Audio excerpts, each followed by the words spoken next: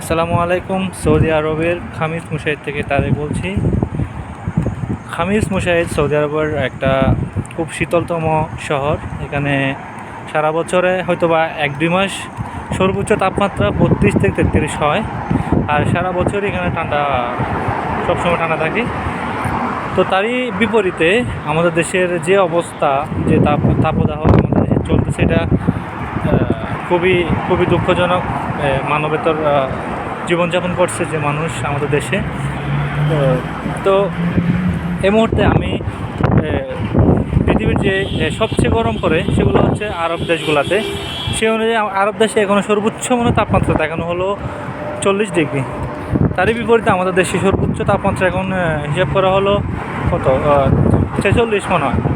তো আমার যে তথ্যটা আমি পাইছি, তথ্যটা আমি দেখছি, সেই অনুযায়ী আমাদের দেশে যে তাপমাত্রা এখন আছে সেটা হলো বিগত 76 বছরের সর্বোচ্চ তাপমাত্রা এখন।